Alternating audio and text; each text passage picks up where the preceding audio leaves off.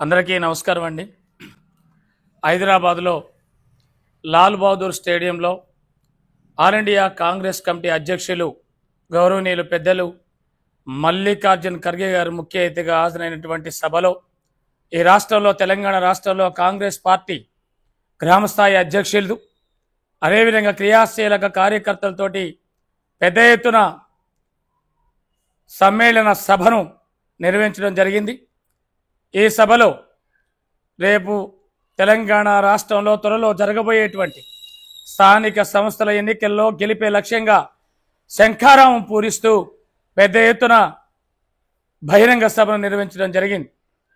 ఈ సభకి గ్రామ స్థాయిలో పనిచేస్తున్నటువంటి గ్రామ అధ్యక్షులు, క్రియాశీలక కార్యకర్తలు,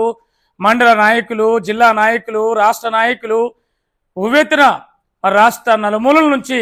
తరలి వచ్చి ఆ సభని 15,000 మంది ఎత్తుడు అనుకుంటే 30,000 మంది దాటిపోయి మొత్తం ఎల్బీ స్టేడియం మొత్తం కూడా కెక్కిసిపోయినటువంటి సందర్భం మనం చూడటం జరిగింది. ఈ సందర్భంగా రేపు జరగబోయేటటువంటి స్థానిక ఎన్నికల్లో సర్పంచ్లు కావచ్చు, వార్డు మెంబర్లు కావచ్చు, ఎంపీటీసీలు కావచ్చు, జడ్పీటీసీలు కావచ్చు, అదేవిధంగా కౌన్సిలర్లు కావచ్చు, కార్పొరేషన్లు కావచ్చు, కార్పొరేషన్ చైర్మన్లు కావచ్చు, ఏదేమైనా సరే రేపు జరగబోయేటటువంటి రాష్ట్ర స్థానిక సంస్థల ఎన్నికల్లో కాంగ్రెస్ పార్టీ గెలిపే లక్ష్యంగా ప్రతి ఒక్క కార్యకర్త నాయకుడు ముందుకు సాగాలని చెప్పేసి ఆ సభలో పిలిపివ్వటం జరిగింది. ఇవాళ తెలంగాణ రాష్ట్రంలో కాంగ్రెస్ పార్టీ మరి చెప్పుకుంటూ పోతే అభివృద్ధి కార్యక్రమాలు, కర్తవ్యాలని తెలంగాణ రాష్ట్రాన్ని ఇచ్చింది కాంగ్రెస్ పార్టీ అని ఈ సందర్భంగా గుర్తు చేస్తూ, తెలంగాణ రాష్ట్రంలో కాంగ్రెస్ పార్టీ అధికారంలోకి వచ్చిన తర్వాత ఏదైతే 6 గ్యారంటీలు అమలు చేస్తామని హామీ ఇచ్చిందో, మరి ఒకవైపు తెలంగాణ రాష్ట్రం మొత్తం కూడా అప్పులు కుప్పలుగా మారి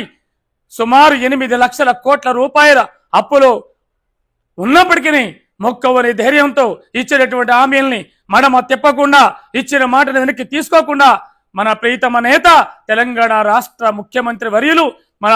రేవంత్ రెడ్డి గారి సారథ్యంలో మంత్రులు, ఎమ్మెల్యేలు కష్టపడుతూ ముందుకు సాగుతూ మరి అక్కడ సోనియా గాంధీ, మరి రాహుల్ గాంధీ గారి సారథ్యంలో కాంగ్రెస్ పార్టీని మరి ముందుకు తీసుకుపోతూ అభివృద్ధి కర్తవ్యాల కార్యక్రమాలని రాష్ట్ర ప్రజలకు అందిస్తున్న సందర్భం